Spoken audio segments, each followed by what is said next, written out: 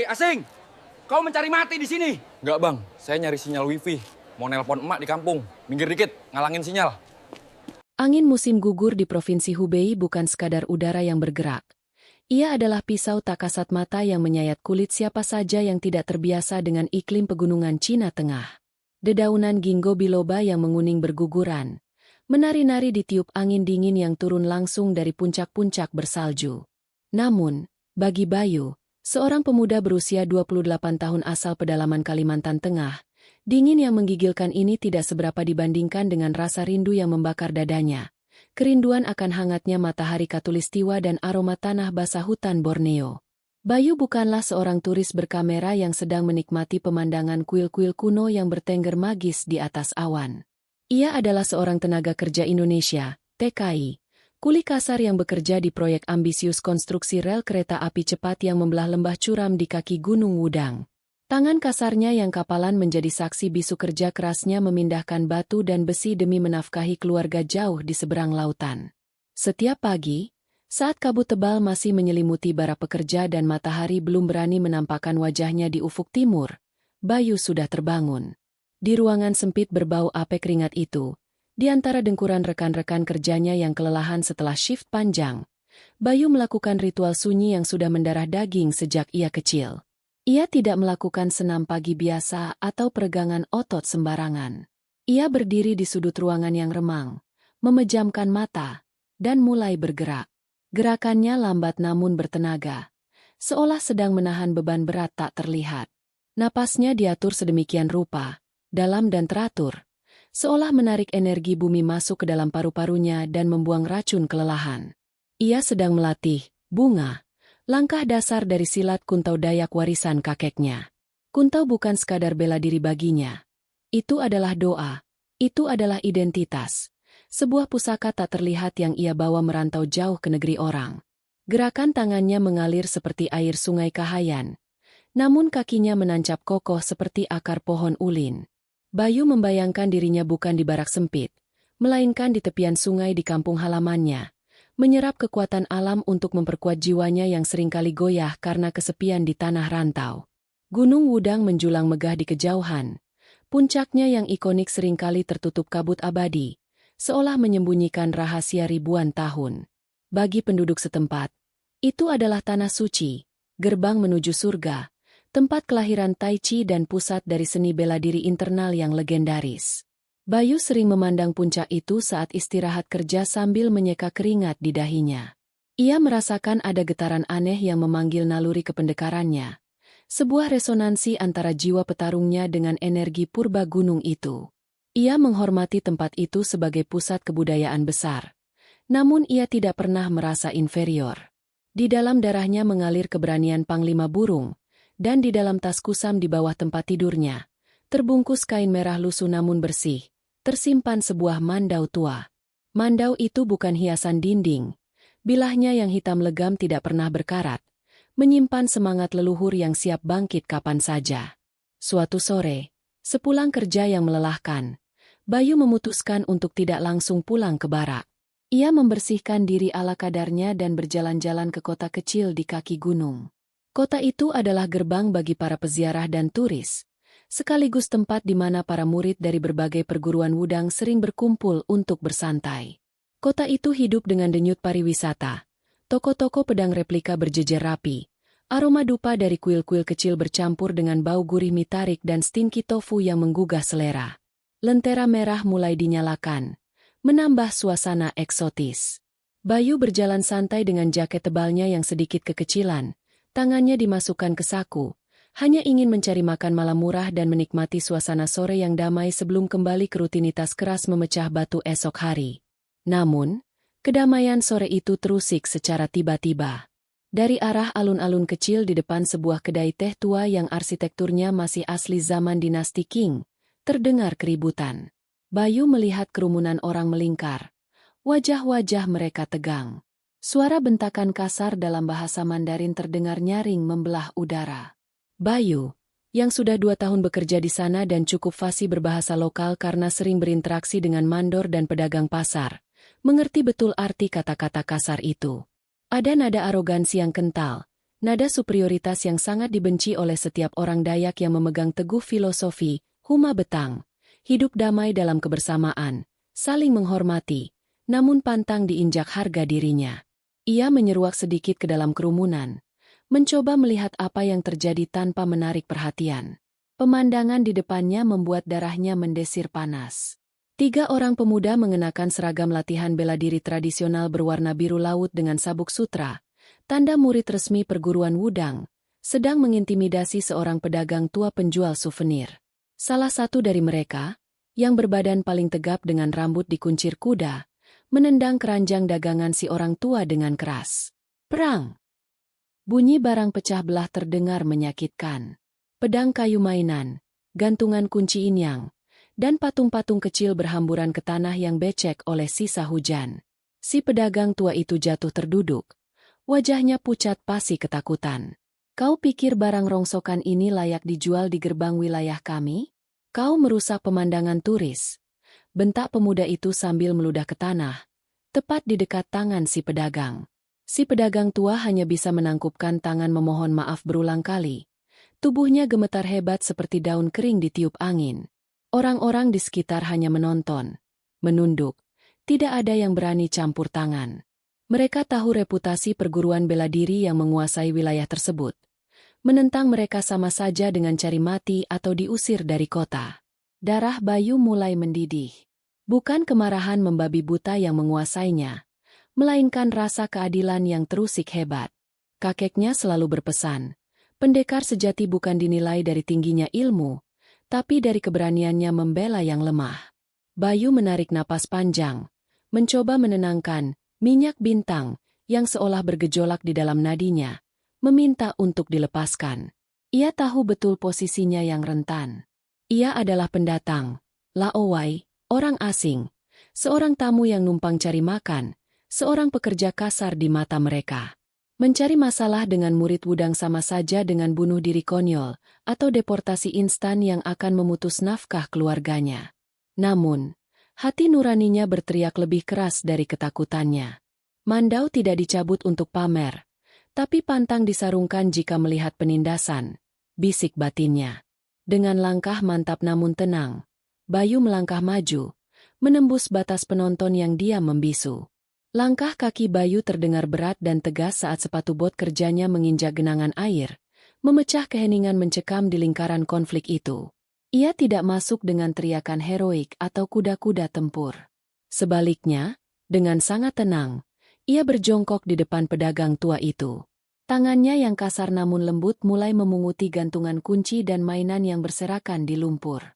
Tindakannya yang sederhana namun berani itu membuat suasana hening seketika. Ketiga murid Wudang itu terdiam. Alis mereka berkerut bingung melihat ada orang asing berkulit sawo matang dengan pakaian lusuh yang berani mengabaikan kehadiran dominan mereka. Hei, orang asing, apa yang kau lakukan? Apakah kau tuli atau bodoh? Tanya si pemimpin murid itu dengan nada meremehkan yang kental. Bayu tidak menjawab. Ia terus memungut barang-barang itu, membersihkannya dari debu dengan ujung lengan jaketnya, dan meletakkannya kembali ke keranjang anyaman bambu yang penyok. Si pedagang tua menatap Bayu dengan mata berkaca-kaca. Bibirnya bergetar membisikkan kata, "Pergilah anak muda, jangan cari masalah."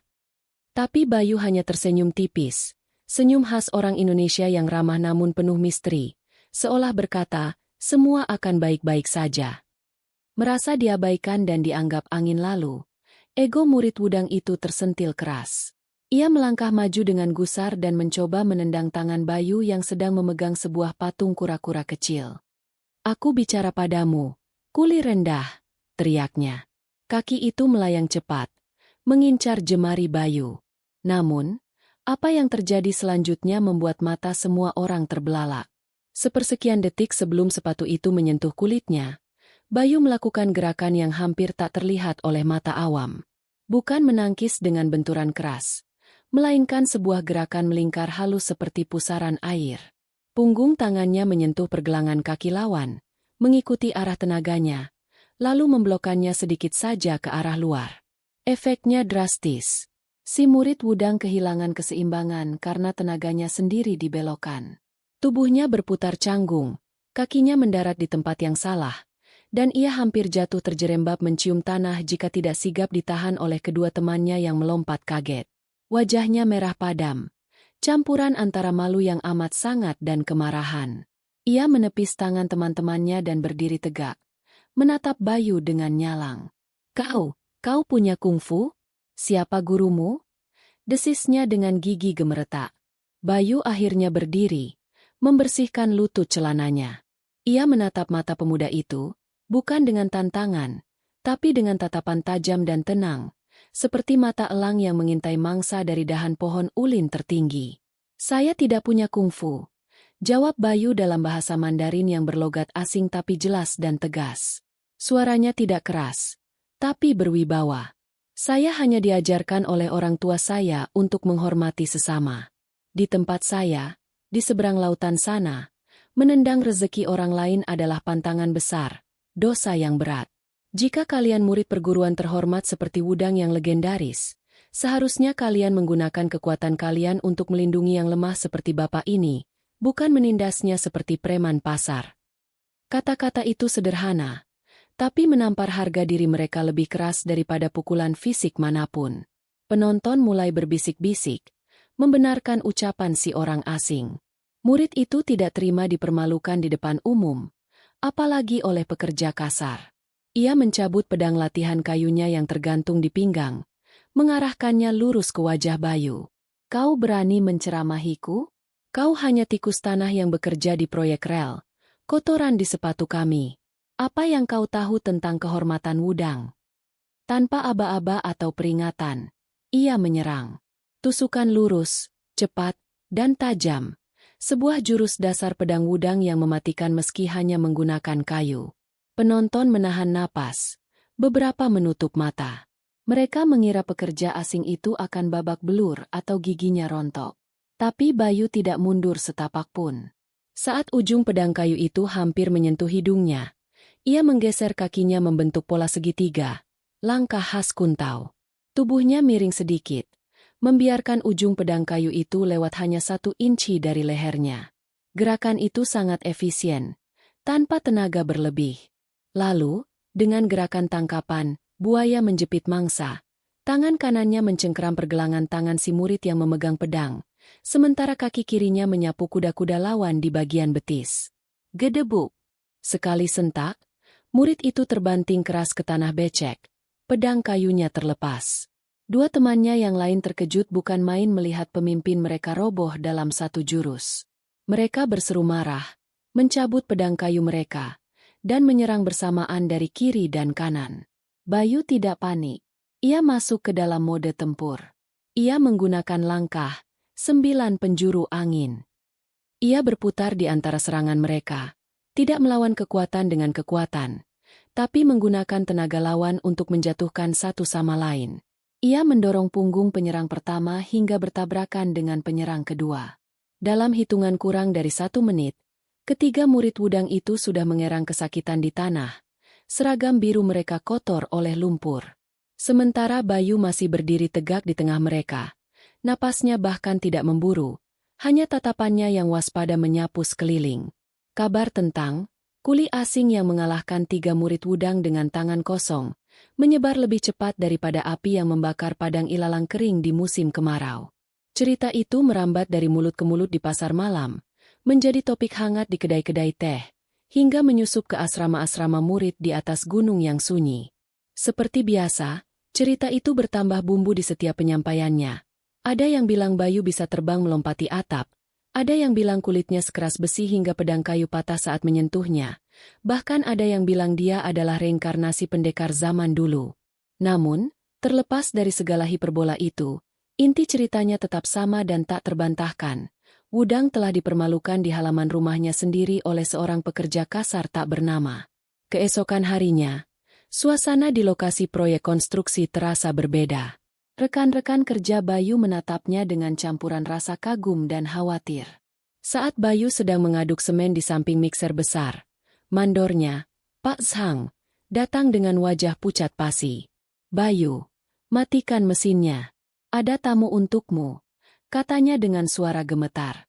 Di gerbang proyek yang berdebu, Kontras dengan truk-truk besar dan alat berat, berdiri dua orang pria berjubah putih bersih dengan sulaman naga biru yang halus di bagian dada. Pakaian mereka berkibar anggun ditiup angin. Mereka bukan murid sembarangan. Dari cara berdiri mereka yang tegak namun rileks, dan tatapan mata yang tajam namun tenang, Bayu tahu mereka adalah instruktur senior atau utusan khusus. Aura mereka jauh berbeda dengan preman berjubah latihan yang Bayu hadapi kemarin. Ini adalah aura master. Tenang, berwibawa, dan memancarkan bahaya yang tersembunyi. Apakah Anda yang bernama Bayu? Tanya salah satu instruktur itu. Suaranya sopan, halus, namun mengandung dingin yang menusuk. Bayu mengangguk, membersihkan tangannya yang berdebu semen ke celana kerjanya yang kusam. Ia menegakkan badannya, tidak ingin terlihat lemah. Benar. Ada apa Tuan mencari saya? Jawabnya. Di belakangnya, puluhan rekan kerja Bayu sesama TKI berkumpul, berbisik-bisik khawatir teman mereka akan diangkut polisi atau dihajar massa satu kampung. Beberapa sudah siap memegang sekop dan linggis. Solidaritas anak rantau yang kuat. Guru kami, Master Li Zhang, mendengar tentang insiden di pasar kemarin sore. Beliau sangat tidak senang murid-muridnya berperilaku buruk dan memalukan nama perguruan. Beliau sudah menghukum mereka bertiga untuk membersihkan tangga gunung selama sebulan, kata instruktur itu datar. Bayu sedikit lega mendengarnya. Namun, lanjut instruktur itu, dan nadanya berubah menjadi lebih serius. Beliau juga sangat penasaran dengan teknik bela diri aneh yang Anda gunakan. Beliau mengundang Anda secara pribadi untuk minum teh di Aula Pedang Langit besok sore. Minum teh. Dalam dunia persilatan Cina bukanlah sekadar duduk santai menikmati seduhan daun teh. Bayu tahu betul, itu adalah eufemisme halus untuk undangan, uji coba, sparring resmi, atau interogasi kemampuan demi memulihkan wajah perguruan. Jika ia menolak, ia akan dianggap pengecut dan penghinaan itu akan terus berlanjut. Jika ia datang, ia masuk ke kandang macan. Bayu menatap mata instruktur itu. Ia tahu ia tidak bisa lari. Menolak berarti menghina Master Li, dan itu akan membuat hidupnya, dan mungkin rekan-rekannya di sini, menjadi neraka. Sampaikan hormat saya pada Master Li. Saya akan datang memenuhi undangan beliau. Jawab Bayu tegas. Kedua instruktur itu mengangguk hormat, lalu berbalik pergi dengan langkah ringan seolah kaki mereka tidak memijak tanah berdebu proyek itu. Bayu menghela napas panjang, beban berat serasa jatuh di pundaknya. Ia tahu, urusan ini baru saja dimulai dan akan menjadi jauh lebih besar dari sekadar perkelahian pasar. Malam itu, suasana di barak terasa suram namun hangat. Bayu duduk di tepi ranjangnya, membuka tas kusam di bawah tempat tidur. Ia mengeluarkan mandau pusakanya. Sarungnya terbuat dari kayu ulin tua yang diukir rumit dengan motif naga dan burung enggang, dihiasi anyaman rotan halus dan gigi beruang madu. Ia menarik bilahnya sedikit. Besi tua itu berkilau redup dalam kegelapan, memancarkan aura dingin yang anehnya menenangkan hati Bayu. "Kek, sepertinya aku harus membawamu besok," bisiknya pada besi bisu itu. Bukan untuk membunuh, tapi sebagai identitas diri, sebagai penanda bahwa ia datang bukan dengan tangan kosong, melainkan membawa warisan leluhur. Teman-temannya sesama TKI mengerumuninya. Anto, teman sekamarnya yang berasal dari Jawa, menepuk pundaknya. "Yu, kamu yakin? Itu sarang macan, bro. Mereka itu jagoan kungfu yang latihan tiap hari. Kita ini cuma kuli, otot kita otot kerja, bukan otot berantem." Bayu tersenyum sambil meminyaki bilah mandaunya dengan minyak kelapa yang ia bawa dari kampung. "Tenang saja, tuh, orang Dayak pantang pulang sebelum layar terkembang. Lagi pula, ini kesempatan kita. Kita tunjukkan bahwa Indonesia bukan cuma pengirim tenaga kerja murah, tapi kita juga punya budaya, punya ksatria. Doakan saja aku tidak memalukan nama bangsa." Hari yang ditentukan tiba dengan langit abu-abu yang menggantung rendah. Bayu meminta izin setengah hari dari pekerjaannya. Mandor Zhang memberinya izin dengan tatapan simpati, seolah melepas prajurit ke medan perang yang mustahil dimenangkan. Dengan mengenakan pakaian terbaik yang ia punya, kemeja batik motif batang garing sederhana yang warnanya mulai pudar dan celana bahan hitam yang longgar, ia mulai mendaki ribuan anak tangga batu menuju kompleks kuil utama Wudang. Di punggungnya, terbungkus kain hitam panjang, tersampir mandau pusakanya. Beban di punggungnya terasa ringan, tapi beban di hatinya berat. Langkahnya mantap. Satu persatu anak tangga ia tapaki. Napasnya ia atur berirama. Setiap pijakan adalah meditasi. Pemandangan di sekitarnya luar biasa indah dan mistis. Kabut putih tebal menyelimuti pepohonan pinus tua yang tumbuh miring di tebing-tebing curam. Suara lonceng kuil terdengar sayup-sayup.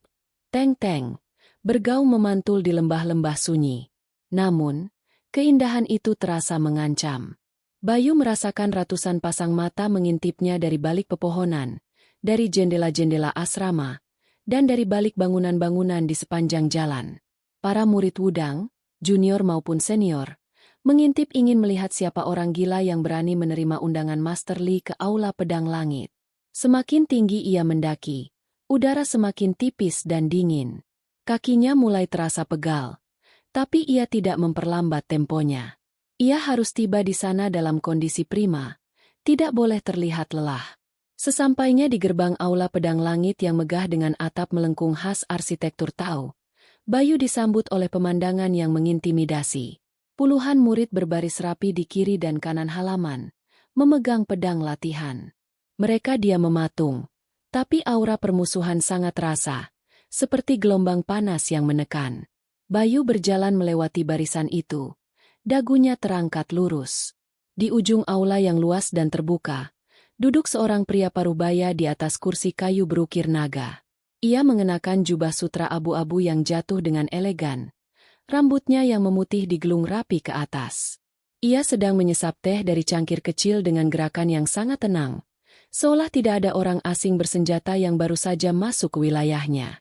Di sampingnya, berdiri 4 murid senior yang memegang pedang asli, wajah mereka tanpa ekspresi. Itu adalah Master Li Zhang, ahli pedang Wudang yang terkenal dengan kecepatan, pedang bayangan, yang konon tak bisa diikuti mata telanjang. Silakan masuk, anak muda dari selatan. Suara Master Li bergema di seluruh aula, jernih dan bertenaga meski ia tidak berteriak. Bayu melangkah masuk, melepas sepatu botnya di batas suci sebagai tanda hormat, namun tetap menyandang mandaunya. Ia berjalan ke tengah aula, lalu membungkuk dengan gaya tradisional Indonesia. Tangan kanan diletakkan di dada kiri, kepala sedikit menunduk. Terima kasih atas undangannya, Master Li. Suatu kehormatan bagi saya bisa berdiri di sini, jawab Bayu dengan nada hormat yang tulus. Master Li meletakkan cangkirnya perlahan. Matanya yang tajam meneliti Bayu dari ujung kaki hingga ujung kepala.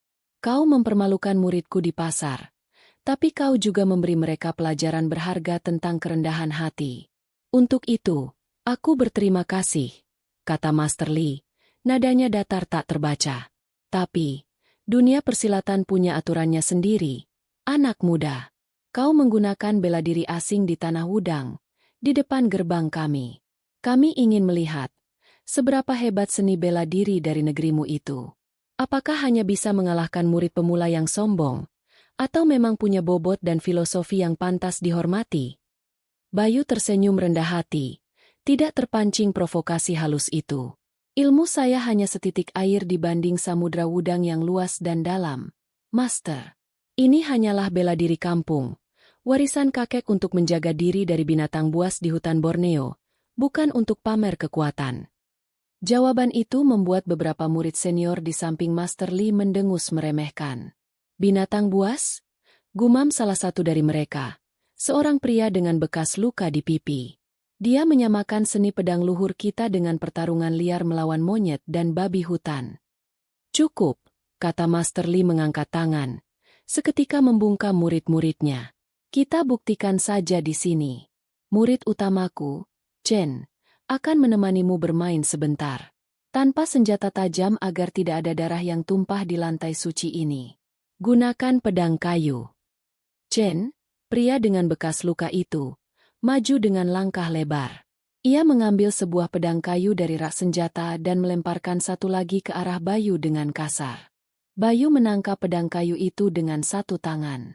Ia menimang-nimangnya sebentar, merasakan berat dan keseimbangannya yang asing. Maaf, Master, kata Bayu sambil meletakkan pedang kayu itu di lantai.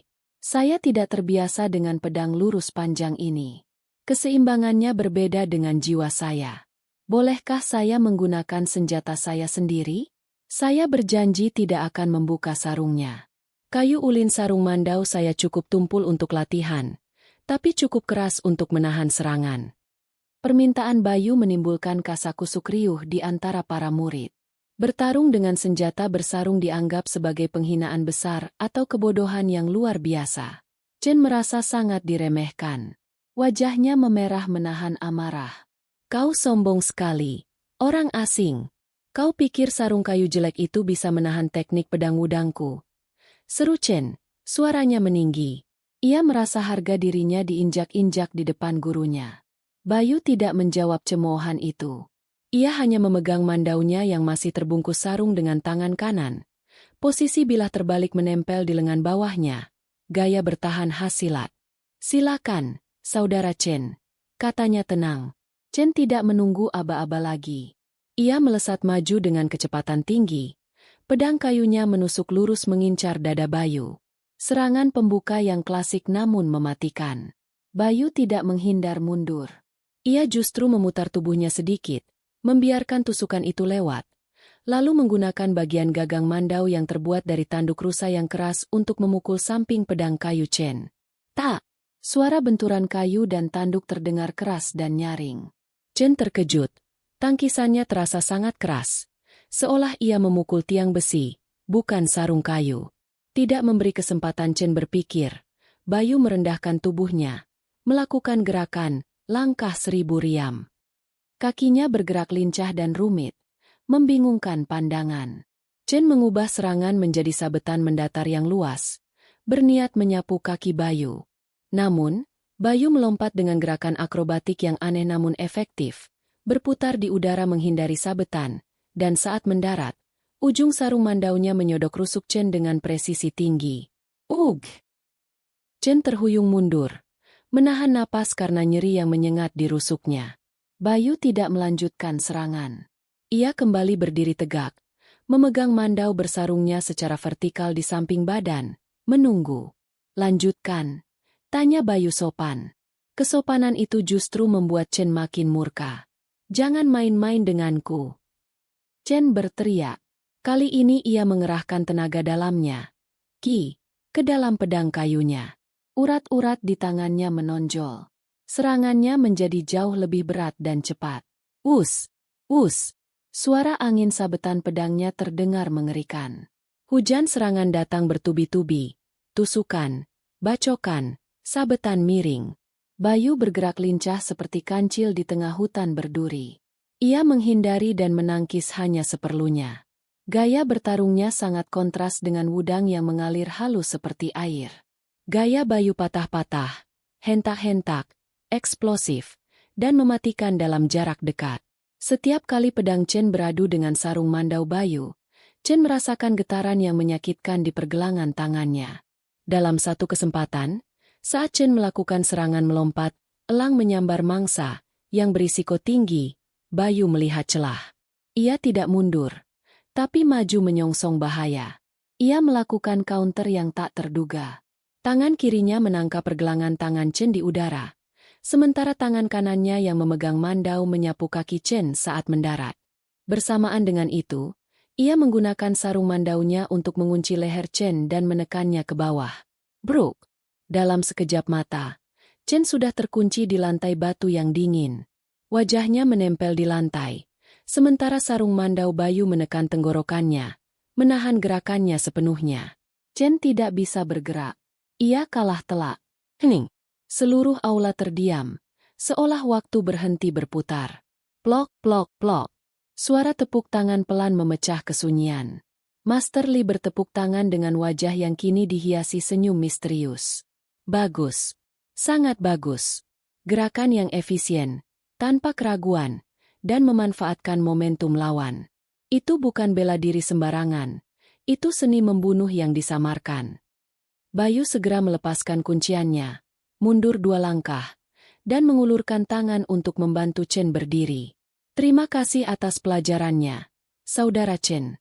Maaf jika saya lancang, katanya.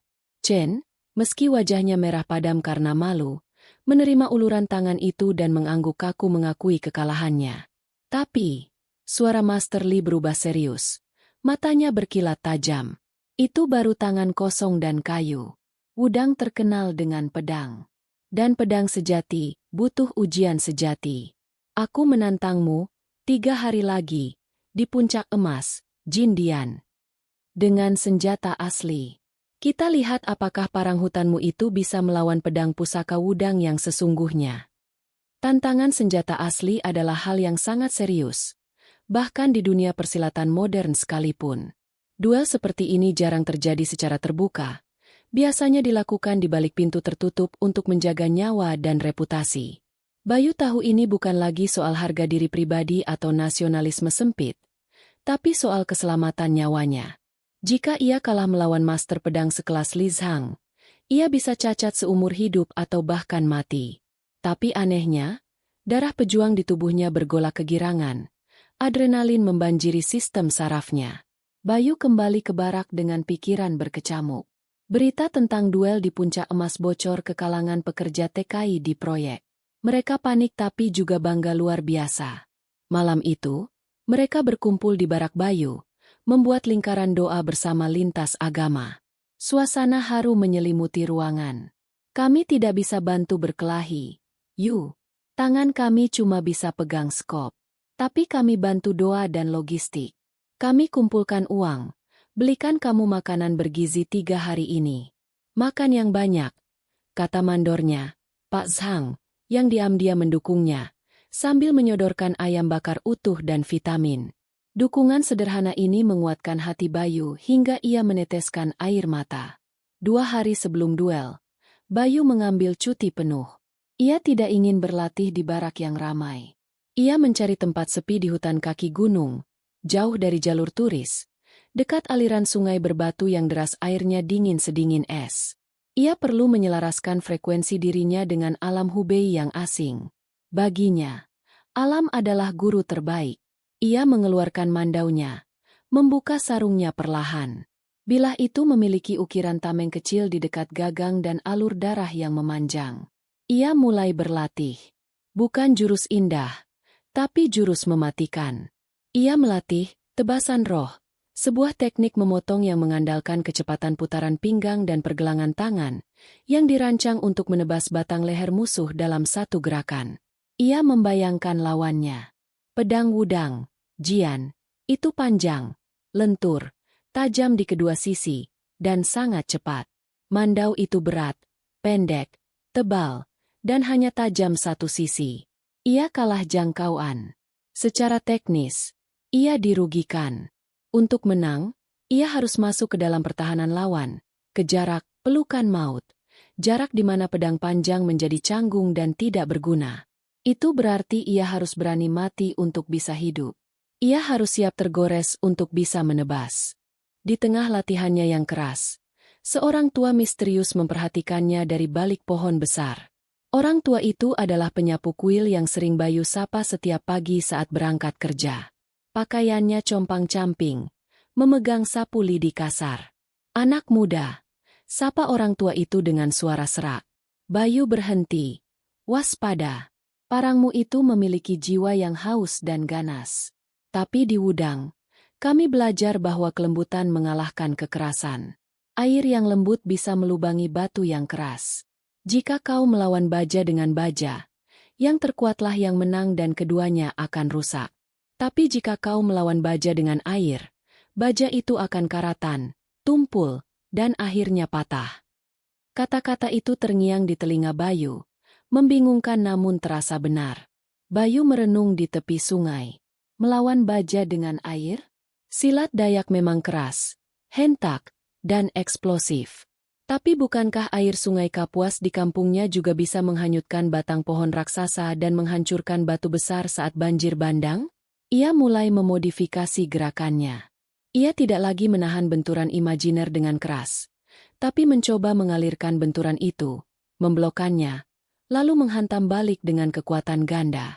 Ia memadukan kekerasan karakter Mandau dengan keluasan langkah kakinya. Ia berlatih hingga malam larut, diterangi cahaya bulan pucat. Malam terakhir sebelum pertarungan, Bayu tidak bisa tidur. Ia duduk di depan api unggun kecil yang ia buat di halaman belakang barak bersama teman-teman terdekatnya. Suara jangkrik musim gugur menemani mereka. Bayu mengeluarkan ponselnya, berniat merekam pesan terakhir. Ia sadar risiko besok. Ia menyalakan kamera depan. Wajahnya diterangi cahaya api unggun yang menari-nari. Assalamualaikum, salam sejahtera, Adil Ka, Talino, Bacuramin Ka, Saruga, Basengat Ka, Jubata. Ucap Bayu membuka videonya dengan salam khas Dayak. Matanya berkaca-kaca namun tegas. Teman-teman, saudaraku sebangsa dan setanah air. Besok adalah hari besar. Saya akan naik ke puncak emas. Bukan untuk kesombongan, bukan untuk pamer jago. Tapi untuk membuktikan bahwa di mana bumi dipijak, di situ langit dijunjung. Namun akar budaya tak boleh lupa. Kita, para TKI, sering dipandang sebelah mata, dianggap hanya kuli. Besok, saya ingin mengubah pandangan itu. Saya butuh energi kalian semua. Doa kalian adalah tameng saya. Harapan kalian adalah ketajaman parang saya. Bayu menatap lensa kamera lekat-lekat. Nah, pembaca yang budiman, saya bisa merasakan detak jantung Bayu yang cepat saat ini. Seperti Bayu yang membutuhkan dukungan dari saudara-saudaranya di barak dan di kampung halaman. Kisah perjuangan ini juga membutuhkan dukungan nyata dari Anda. Sebelum kita melangkah ke babak pertarungan hidup mati yang akan menentukan nasib Bayu, saya mohon, luangkan 1 detik untuk menekan tombol subscribe sekarang juga. Berikan like jika Anda bangga dengan semangat pantang menyerah putra Borneo ini, dan tuliskan kata-kata semangat di kolom komentar. Misalnya, maju terus putra Borneo, atau Indonesia juara. 1 komentar dari Anda adalah 1 suntikan semangat bagi kami untuk terus menghadirkan kisah-kisah heroik seperti ini. Yuk, ramaikan kolom komentar sekarang juga. Bayu menutup ponselnya, menyimpannya di saku.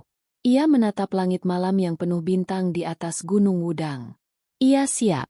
Besok, sejarah akan ditulis di puncak emas, atau darahnya akan menyiram tanah asing ini. Pagi itu kabut tebal menyelimuti Wudang lebih pekat dari biasanya. Seolah alam pun tahu akan ada kejadian besar.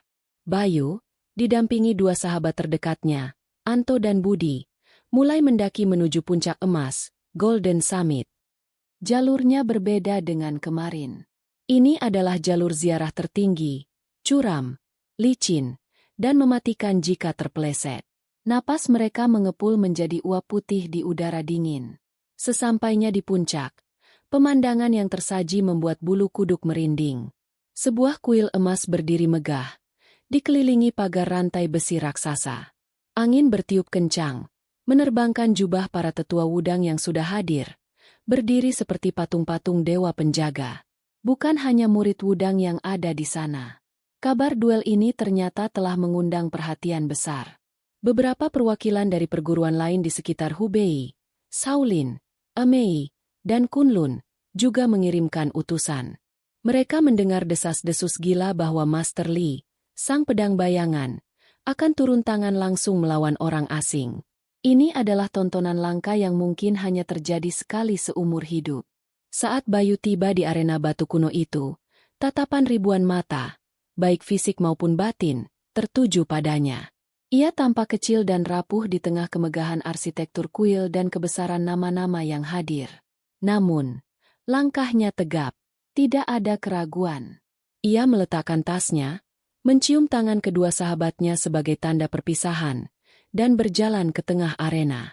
Ia mengeluarkan mandaunya. Saat sarung kayu itu tersingkap sepenuhnya, kilatan logam tua yang gelap namun tajam membuat beberapa orang menahan napas. Bilah itu tidak mengkilap kinclong seperti stainless steel pedang wushu modern, tapi memiliki aura kelam, berat, dan mengintimidasi. Ada guratan-guratan sejarah di sana. Master Li berdiri di tengah arena, membelakangi kuil emas. Di tangannya, tergenggam sebuah pedang yang sangat indah. Sarungnya berwarna hijau zamrud dengan hiasan emas murni. Pedang naga hijau, Green Dragon Sword. Konon pedang itu dibuat ratusan tahun lalu dengan teknik tempah rahasia, pernah digunakan oleh para jenderal zaman kerajaan. Sesuai janji, kata Master Li, suaranya tenang namun mengatasi deru angin. Senjata asli. Sampai salah satu menyerah, tidak bisa melanjutkan, atau... Ia tidak melanjutkan kalimatnya. Tapi semua tahu artinya mati. Tapi aku tidak ingin membunuhmu. Anak muda, kau punya potensi. Jika kau merasa terdesak, lempar senjatamu dan aku akan berhenti. Bayu mengangguk hormat, menatap lurus ke mata sang master. Terima kasih atas kemurahan hati master. Tapi Mandau ini pantang jatuh ke tanah sebelum tugasnya selesai. Menyerah sebelum mencoba adalah pantangan terbesar leluhur saya. Pertarungan dimulai tanpa wasit, tanpa lonceng. Hanya hembusan angin kencang yang tiba-tiba berhenti yang menjadi aba-aba alam. Master Li tidak bergerak. Pedangnya terhunus lurus ke bawah. Sikap rileks yang menipu mata. Bayu memasang kuda-kuda rendah. Mandau di tangan kanan ditarik ke belakang pinggang.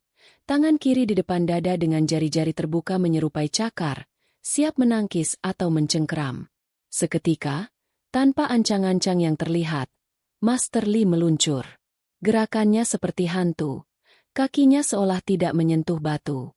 Dalam sekejap mata, ujung pedang naga hijau sudah mengincar mata kiri Bayu. Sangat cepat. Bayu hampir tidak sempat bereaksi. Tring! Bayu menepis ujung pedang itu dengan sisi pipih mandaunya tepat di detik terakhir. Suara denting logam bertemu logam memecah kesunyian puncak gunung, tajam dan menyakitkan telinga. Getaran benturan itu merambat dari bilah mandau, ke gagang, lalu menjalar hingga ke bahu dan tulang belakang Bayu. Kuat sekali, batinnya berteriak. Tenaga dalam Master Li bukan main-main. Di balik tubuh tuanya tersimpan kekuatan raksasa. Serangan kedua datang tanpa jeda. Kali ini sabetan menyilang dari bawah ke atas. Pedang wudang yang lentur itu bergetar aneh, membuat ujungnya bergoyang, menyulitkan Bayu menebak arah serangan sebenarnya. Bayu harus melompat mundur, tapi ia sedikit terlambat. Sret! Ujung pedang itu merobek sedikit kemeja batiknya di bagian dada. Darah segar menetes sedikit dari goresan tipis di kulit dada Bayu. Penonton menahan napas. Baru 10 detik, Bayu sudah terluka. Darah merah menetes di batu abu-abu. Gerakan mukaku. Anak muda. Kau terlalu banyak berpikir. Ejek Master Li sambil tersenyum tipis. Mencoba merusak mental lawannya. Ia kembali menyerang. Kali ini dengan rangkaian jurus, naga menembus awan. Tusukan bertubi-tubi datang seperti hujan. Mengarah ke titik-titik vital. Tenggorokan, jantung, ulu hati. Bayu terdesak hebat. Ia hanya bisa menangkis tring, tring, tring dan mundur berputar. Mandau yang lebih pendek dan berat membuatnya kesulitan melakukan serangan balasan yang efektif. Ia butuh jarak rapat. Tapi Master Li menjaganya tetap di jarak jauh dengan pedang panjangnya. Bayu memutar otak di tengah hujan serangan. Ia teringat pesan kakeknya tentang burung enggang. Jangan mengejar angin. Jadilah angin itu sendiri. Saat Master Li menusuk lagi ke arah bahu, Bayu membuat keputusan gila. Ia tidak mundur. Ia justru memajukan badannya, sedikit miring, membiarkan pedang lawan menyerempet bahu kirinya. Ia mengorbankan bahu kirinya demi masuk ke jarak pukul. Ceras! Pedang itu menyayat bahunya, tapi Bayu mengertakkan gigi, menahan perih, dan melangkah masuk. Dengan jarak yang kini hanya setengah meter, pedang panjang Master Li menjadi kurang efektif karena terlalu dekat untuk diayunkan dengan leluasa. Bayu melihat keterkejutkan di mata Master Li. Inilah momennya. Bayu berteriak keras. Hiaaat! Sebuah teriakan perang khas Dayak yang menggelegar untuk memecah konsentrasi lawan dan memompa adrenalin. Ia mengayunkan mandaunya secara horizontal dengan kekuatan penuh, mengincar pinggang Master Li. Master Li terpaksa menarik gagang pedangnya ke dekat tubuh untuk menangkis. Braa! Benturan keras terjadi. Bukan denting lagi, tapi suara hantaman berat. Kali ini Master Li yang terdorong mundur 2 langkah. Mandau Bayu yang berat memiliki momentum yang mengerikan dalam jarak dekat. Bayu tidak memberi jeda sedikit pun. Ia melakukan gerakan andalannya. Mandau terbang. Ia melempar mandaunya dari tangan kanan ke tangan kiri di belakang punggungnya sendiri, gerakan yang sangat berisiko. Jika gagal, ia mati. Tapi tangan kirinya menangkap gagang mandau dengan sempurna di sisi lain tubuhnya, membingungkan Master Li yang mengantisipasi serangan dari kanan. Sabetan backhan dari tangan kiri Bayu meluncur deras hampir mengenai leher Master Li. Sang master harus melakukan salto ke belakang, backflip, yang indah namun putus asa untuk menghindar. Ujung mandau Bayu berhasil menyambar ujung topi kebesaran Master Li hingga terlepas dan jatuh. Rambut putih panjang Master Li tergerai ditiup angin, membuatnya terlihat liar. Wajah Master Li berubah total, dari tenang meremehkan menjadi serius dan waspada. Ia sadar, pemuda ini bukan amatiran. Dia petarung street fighter yang siap mati. Bagus, geram Master Li. Napasnya sedikit memburu. Kau memaksaku menggunakan tenaga 7 bagian. Jangan salahkan aku jika kau tidak pulang utuh. Aura di sekitar Master Li berubah drastis. Udara di puncak gunung terasa lebih berat dan padat. Pedang naga hijau miliknya mulai mengeluarkan suara mendengung halus, nging, resonansi dari aliran chi, tenaga dalam, yang sangat kuat yang disalurkan ke bilah pedang. Bayu merasakan tekanan itu. Bulu kuduknya berdiri, bukan karena dingin, tapi karena insting bahaya. Ini bukan lagi sekadar fisik, ini pertarungan energi. Bayu memejamkan mata sesaat, memanggil semangat leluhur. Ia tidak punya konsep chi yang rumit seperti orang Cina, tapi ia punya semangat baja dan roh hutan yang ditempa oleh kerasnya kehidupan. Master Li tidak lagi mendekat. Ia menyabetkan pedangnya dari jarak 3 meter. Anehnya, meski pedangnya tidak menyentuh secara fisik, Bayu merasakan ada angin tajam yang menyambar pipinya. Pedang angin. Master Li bisa melontarkan energi pedang, Ki Sword. Bayu berguling di tanah menghindari sabetan-sabetan tak terlihat itu. Cerak, cerak. Lantai batu di tempat Bayu berdiri tadi tergores dalam seolah dicakar binatang buas raksasa. Bayu tahu ia tidak bisa bertahan lama jika terus begini. Ia hanya menjadi bulan-bulanan jarak jauh. Ia harus mengakhiri ini dengan satu serangan telak. All or nothing. Ia mengamati pola serangan Master Li. Setiap kali melepaskan energi pedang yang besar, ada jeda sepersekian detik bagi Master Li untuk menarik napas panjang. Itu celah mikroskopisnya. Bayu menunggu momen itu dengan sabar sambil terus menghindar. Saat Master Li mengangkat pedang tinggi-tinggi dengan kedua tangan untuk serangan pamungkas, membelah gunung Tai, dadanya terbuka. Bayu melesat maju. Bukan lurus, tapi zigzag kacau seperti ular menyusuri sungai berbatu, membuat bidikan Master Li ragu. Serangan energi Master Li menghantam tempat Bayu berdiri sedetik sebelumnya, menghancurkan ubin batu hingga berkeping-keping. Debu beterbangan. Dari balik debu itu, Bayu melompat tinggi, mandaunya diangkat di atas kepala dengan 2 tangan. Ia akan melakukan tebasan, pancung raja. Master Li melihat Bayu melayang di udara, posisi yang sebenarnya sangat rentan karena tidak bisa mengubah arah. Master Li tersenyum tipis. Ia mengubah arah pedangnya ke atas untuk menusuk perut Bayu yang terbuka lebar di udara. Tamat riwayatmu, pikirnya.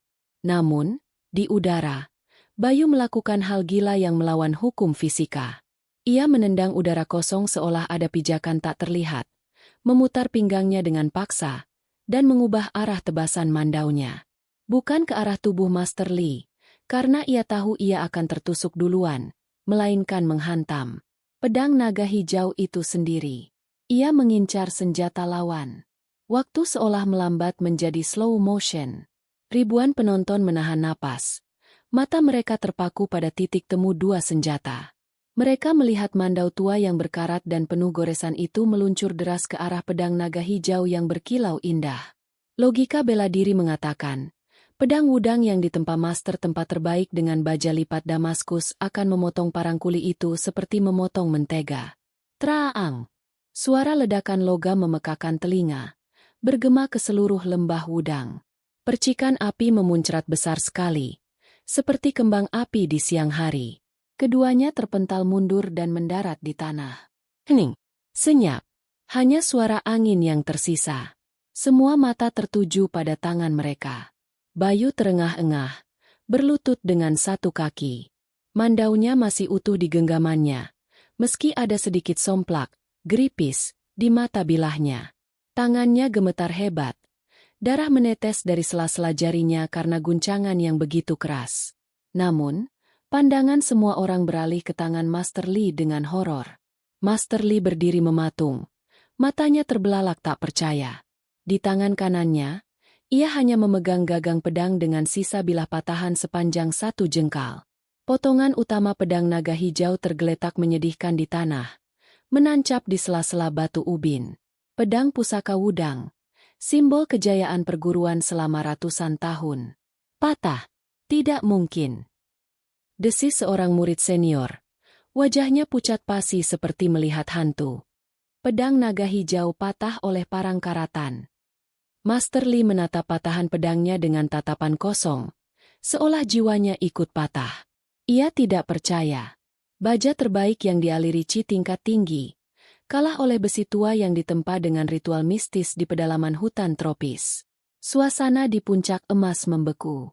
Bayu segera menyarungkan mandaunya dengan gerakan cepat dan langsung berlutut menempelkan dahi ke tanah. Ia tahu ia telah melakukan sesuatu yang sakral, tabu, dan mungkin menyinggung kehormatan seluruh komunitas bela diri Tiongkok. Maafkan saya, Master. Sungguh, saya tidak bermaksud merusak pusaka Anda. Tenaga saya kelepasan karena takut mati. Seru Bayu, suaranya tulus penuh penyesalan. Master Li masih terdiam lama, menatap potongan pedangnya. Lalu, tiba-tiba bahunya berguncang. Bukan karena tangis, tapi karena tawa.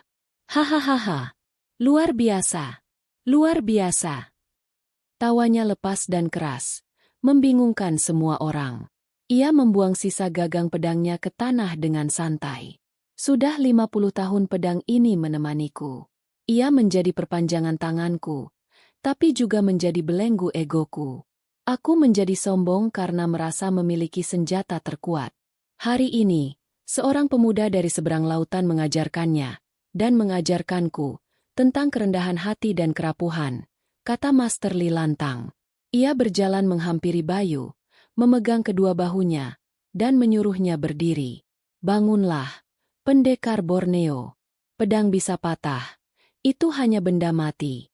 Tapi semangat tidak boleh patah. Kau tidak hanya mengandalkan besimu, anak muda. Kau memukul titik lemah pedangku tepat pada getaran tertingginya. Di saat aku terlalu percaya diri menuangkan semua tenagaku ke ujung pedang, membiarkan pangkalnya rapuh. Itu bukan keberuntungan. Itu kejeniusan insting bertarung. Para murid Wudang yang tadinya membenci dan meremehkan, kini menunduk hormat secara serentak. Dalam dunia bela diri, kekuatan adalah kebenaran mutlak. Dan Bayu telah membuktikan kekuatannya tanpa keraguan, mematahkan simbol kesombongan mereka. Setelah kejadian menggemparkan itu, status Bayu berubah drastis. Ia tidak lagi dianggap orang asing atau kuli kasar. Ia menjadi tamu kehormatan tingkat tinggi. Master Li melarangnya pulang ke barak dan memintanya untuk tinggal beberapa hari di paviliun tamu di dalam kuil utama. Bukan sebagai murid, tapi sebagai sahabat diskusi yang setara. Di hari-hari berikutnya, terjadi pemandangan unik di halaman kuil. Master Li dan Bayu berlatih bersama. Mereka bertukar ilmu. Master Li mengajarkan Bayu bagaimana mengatur napas agar tenaganya lebih efisien dan tidak cepat lelah, Qigong dasar, serta cara menyalurkan tenaga dalam untuk penyembuhan diri. Sebaliknya, Bayu menceritakan filosofi Mandau, tentang semangat, isen mulang, pantang mundur, dan pergerakan hewan hutan Kalimantan, buaya, macan dahan, burung enggang, yang menjadi dasar silatnya yang eksplosif. Di tempat kami, kata Bayu suatu sore sambil menyeruput teh hijau kualitas terbaik. Mandau itu dingin di luar, tapi panas di dalam. Ia tidak butuh bentuk yang indah atau sarung emas. Yang penting ia setia melindungi tuannya dan tajam saat dibutuhkan. Master Li mengangguk-angguk kagum. Matanya berbinar. Itu sama persis dengan prinsip tahu sejati. PU. Kayu yang belum diukir. Kesederhanaan adalah kunci kebenaran. Kami di sini kadang terlalu sibuk dengan bentuk dan ritual hingga lupa esensi itu. Keakraban ini tentu saja membuat iri beberapa pihak, terutama Chen yang masih merasa dendam dan beberapa tetua konservatif yang tidak suka melihat orang asing diistimewakan. Namun, mereka tidak berani berbuat apa-apa secara terbuka di depan Master Li. Bayu menyadari tatapan-tatapan tidak suka itu, tapi ia memilih untuk fokus pada hal positif dan ilmu yang ia dapatkan. Namun, cerita belum selesai. Kabar tentang patahnya pedang naga hijau sampai ke telinga dunia hitam. Kelompok mafia barang antik dan sindikat perjudian bawah tanah di kota Hubei tertarik. Bukan pada Wudang, tapi pada Mandau Bayu. Rumor liar beredar bahwa Mandau itu terbuat dari logam meteorit langka atau memiliki kekuatan magis yang bisa memberikan kekebalan. Nilainya di pasar gelap ditaksir fantastis. Suatu malam, saat Bayu sedang berjalan pulang menuju bara konstruksi setelah berpamitan sementara dari kuil untuk mengambil barang-barangnya, ia merasa diikuti. Ia sengaja mengambil jalan memutar lewat ganggang sempit kota tua yang sepi. Benar saja, ia dihadang oleh 6 orang bertopeng di jalan buntu. Mereka bukan murid bela diri yang punya kode etik. Mereka adalah pembunuh bayaran profesional. Preman bayaran triad yang membawa pisau lipat, rantai besi, dan tongkat baseball. Serahkan parang itu, Tuan Pendekar, dan kau boleh lewat dengan utuh, kata salah satu dari mereka dengan suara parau.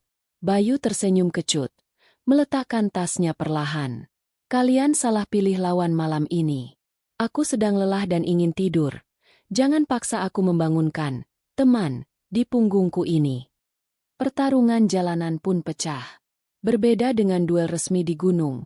Ini kotor, brutal, dan tanpa aturan.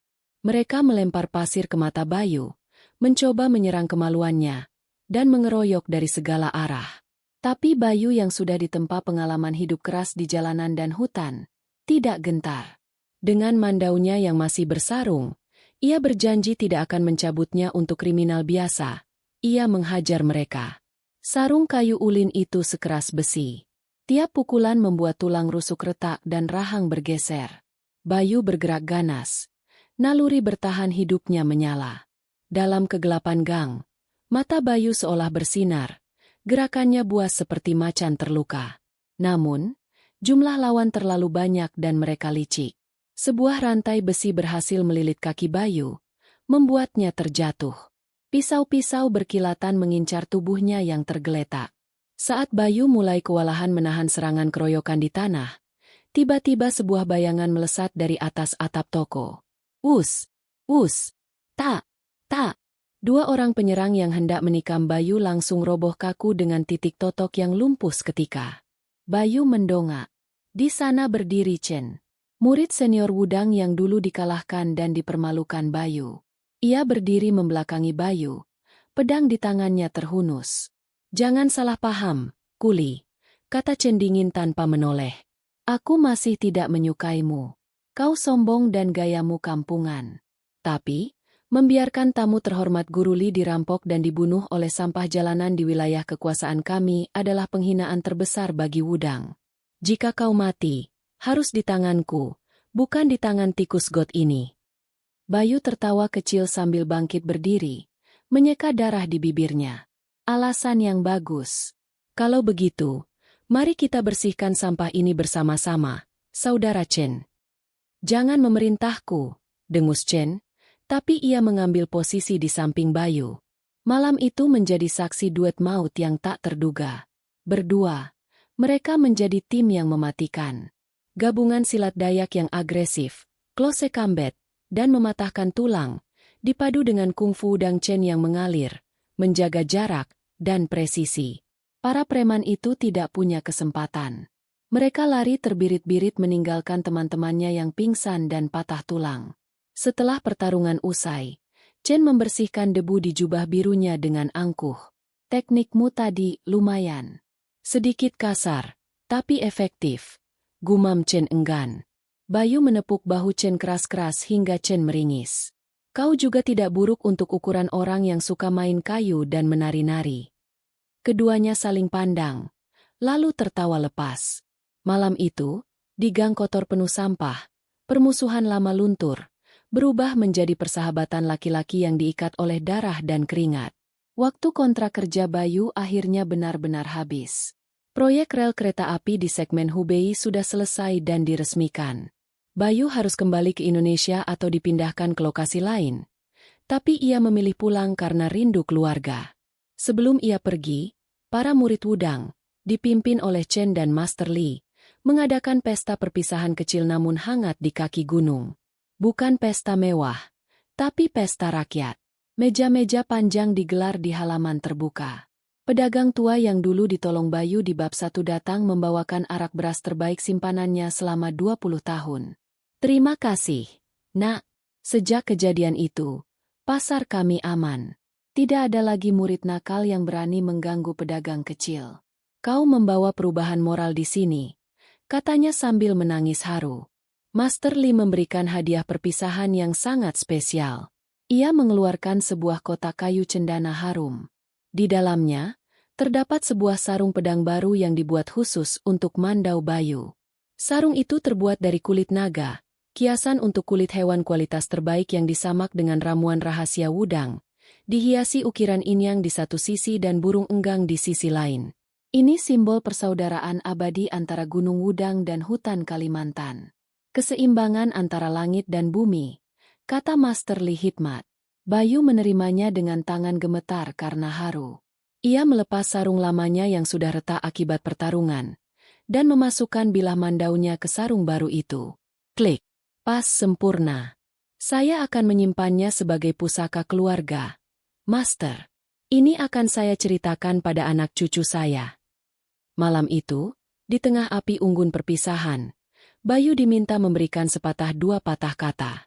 Ia berdiri di depan para murid muda Wudang yang menatapnya dengan kagum, dan rekan-rekan TKI-nya yang bangga. Dunia ini luas, kata Bayu. Suaranya bergetar menahan emosi. Jangan pernah merasa ilmu kita yang paling tinggi. Jangan pernah merasa ras kita yang paling hebat.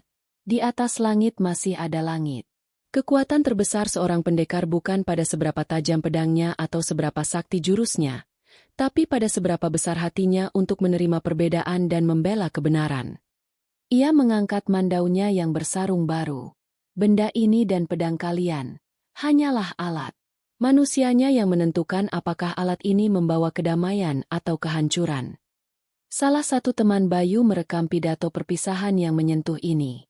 Video itu kemudian diunggah ke media sosial dan menjadi viral di Indonesia dan Cina dengan judul TKI Dayak Satukan Dua Budaya dengan Mandau Hati. Kolom komentar banjir dengan pujian dan rasa persaudaraan antar kedua negara. Hari kepulangan tiba. Bayu menaiki kereta cepat yang relnya ia bangun sendiri dengan keringat dan darahnya. Ia duduk di dekat jendela, menatap Gunung Wudang yang makin menjauh dan mengecil. Kabut masih menyelimuti puncaknya. Tapi kini Bayu merasa puncak itu melambai padanya. Ada rasa sedih yang mendalam meninggalkan tempat yang telah memberinya pelajaran hidup terbesar.